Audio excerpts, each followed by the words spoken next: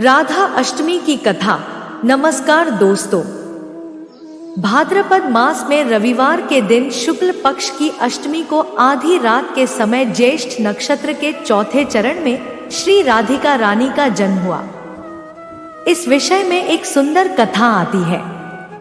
एक समय महाराज वृषभानु स्नान करने के लिए यमुना नदी पर गए। आसपास का वातावरण शांत था। मंद गति से सुगंधित वायु लहरा रही थी।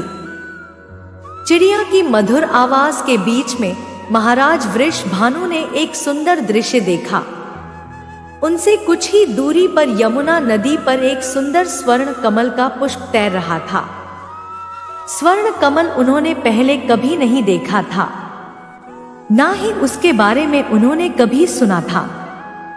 कौतूहल पूर्वक वो उस कमल के पुष्प के पास गए।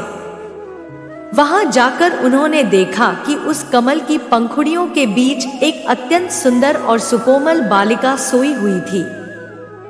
उसका वर्ण पिघले हुए स्वर्ण के समान था। नेत्र कमल की पंखुड़ियों के समान थे। इस बालिका को देखते ही महाराज के मन में वात्सल्य की वर्षा होने लगी। उन्होंने उस कन्या को अपनी गोद में उठा लिया। आसपास देखा तो कोई भी नहीं था। इस प्रकार एक नवजात शिशु को किसने छोड़ा होगा? वह ऐसा विचार कर ही रहे थे कि तभी वहां ब्रह्मा जी प्रकट हुए और बोले, हे वत्स, तुमने और तुम्हारी पत्नी ने अनेकों वर्षों तक घोर तपस्या करी थी ताकि तुम भगवान श्री हरि की संगिनी को अपनी पुत्री के रूप में प्राप्त कर सको, और इस जन्म में तुम्हारी यह इच्छा पूर्ण हुई है। यह बालिका साक्षात भगवान की अंतरंग शक्ति है। माता लक्ष्मी का प्राकट्य भी इन्हीं से हुआ है। जाओ, इन्हें अपने घर ले जाओ और पूर्ण प्रेम, वात्सल्य और स्नेह से इनका पालन पोषण करो। ऐसा कहकर ब्रह्मा जी अंतर्ध्यान हो गए और महाराज वृषभानु के आनंद की कोई सीमा नहीं रही। पूर्ण हर्ष के साथ वो उस कन्या को अपने घर ले आए और अपनी पत्नी कीर्तिदा देवी को सारा प्रसंग कह सुनाया। कीर्तिदा देवी भी इस नन्ही सी बालिका को देखकर अत्यंत प्रसन्न हुई। बीतते समय के साथ राधिका रानी का सौंदर्य चंद्रमा की कलाओं के समान बढ़ने लगा। जो भी उन्हें देखता वह बस देखता ही रह जाता। महाराज अत्यंत स्नेह और प्रेम के साथ अपनी इस बालिका का जतन कर रहे थे। कुछ समय बाद एक समस्या आई। यह नन्ही सी बालिका रोती नहीं है और ना ही अपनी आंखें खोलती है। ऐसा लगता था मानो उसकी श्रवण शक्ति भी नहीं है। यह देखकर कीर्तिदा देवी और महाराज वृषभानु अत्यंत चिंतित रहने लगे। फिर क्या था, उनकी इस समस्या का समाधान करने नारद मुनि आ पहुंचे।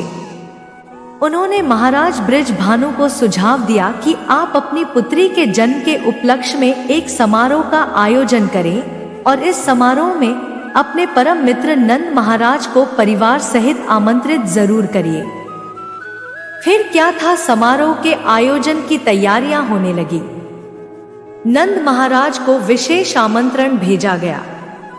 अपने मित्र के निमंत्रण को स्वीकार करते हुए नंद महाराज यशोदा मैया और नन्हे कान्हा बरसाने आ पहुंची। नन्हे कृष्ण को पता था कि उन्हें क्या करना है और कहां जाना है।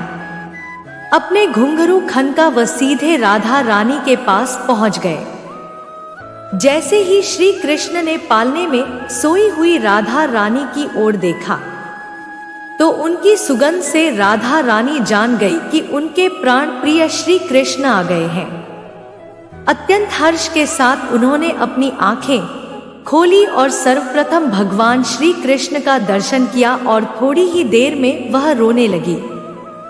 अपनी पुत्री को पहली बार नेत्र खोले और रोते हुए देख कीर्तिदा देवी और महाराज वृषभानु अत्यंत हर्षित हुए। इस प्रकार उनकी पुत्री के जन्म की प्रसन्नता दुगनी हो गई। दोस्तों, भगवान श्री कृष्ण प्राण तो राधा रानी आत्मा है। जय जय श्री राधे, जय श्री कृष्ण। धन्यवाद।